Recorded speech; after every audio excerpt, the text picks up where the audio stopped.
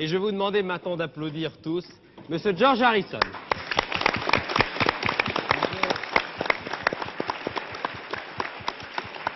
Je vous l'ai dit, c'est la première fois que George Harrison vient à la télévision française. Je ne vous le présente pas, toute une génération, des millions et des millions de jeunes dans le monde entier le connaissent. Vous entendez? You understand the traduction? It's okay? Il entend bien les traductions. Oui, merci, oui. Un petit peu fort. Ah bon, au plus fort? It's too low? It's too loud. It's too loud. Ah bon, c'est trop fort. C'est un peu trop fort. Alors, George Harrison a beaucoup de chance, il a à côté de lui le chanteur français qui parle le mieux anglais, c'est-à-dire Enrico Macias. C'est lui qui va ouvrir le feu. Yes, I want to... non, alors, puisqu'on lui traduit, je peux parler en français. Vous pouvez parler de temps en temps anglais, c'est un bon moment. Je voudrais savoir si tous les éléments du groupe des Beatles, qui ont fait chacun de leur côté des disques et tout ça, s'ils se rencontrent de nouveau. Oui, quelquefois. Quelquefois. Vous savez, chacun vit dans un pays différent. John vit à New York, Ringo, lui, est à Monte-Carlo.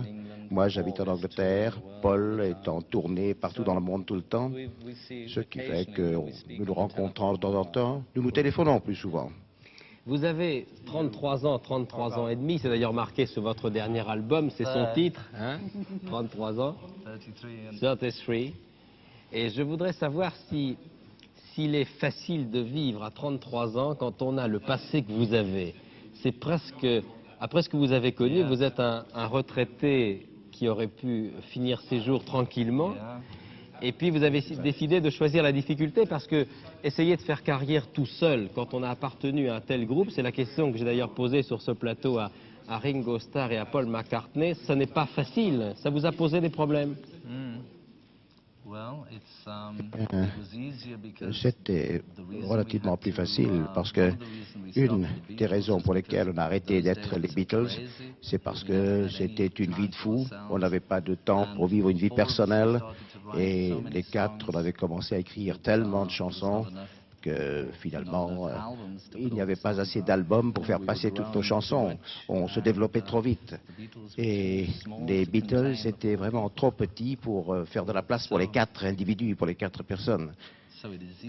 Alors, dans un sens, c'est plus facile maintenant, parce qu'il n'y a pas tellement de gens autour de nous, on vit une vie plus paisible, mais aussi, c'est plus difficile aussi, parce qu'il faut penser à tout soi-même. Autrefois, il y avait quatre personnes. À quatre, on pouvait toujours porter le poids de la situation à quatre. Aussi, c'est très difficile d'être un ancien Beatle, un ex-Beatle. Les gens pensent toujours aux Beatles.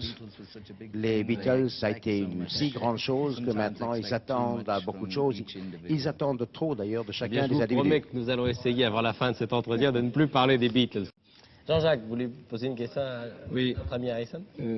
George, le fait de faire une carrière en solitaire, maintenant, est-ce que ça t'a permis de t'éclater dans une nouvelle musique, dans une nouvelle direction musicale? C'est-à-dire te faire plaisir, je traduis. Oui.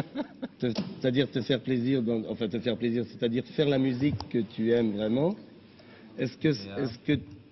Vers quelle musique, si tu veux, maintenant ta carrière en solitaire, te mène maintenant? Oui, eh bien, la musique, pour moi, être solo en individuel, c'est la même musique pour moi, sauf que c'était très agréable pour moi parce que je peux faire toutes mes chansons à moi. Avec les Beatles, on pouvait peut-être faire 2 par album, mais musicalement, alors, c'est toujours à la base la même chose, mais on progresse toujours avec le temps change, la musique change, cela dépend de l'ambiance ou de beaucoup de choses. Mais il n'y a pas de but musical que je recherche et que je poursuis, pas du tout. Simplement d'écrire des bonnes chansons, des bonnes paroles. Personnellement, moi j'aime les chansons qui ont une mélodie. Ce qui fait que c'est tout. Je cherche une mélodie, j'essaye de traduire en termes musicaux mon expérience, mes sentiments. La musique, c'est le véhicule qui me permet de faire passer mes émotions et mes sentiments. Oui, la musique, c'est comme celle des Beatles. C'est la même. Finalement, c'est la même.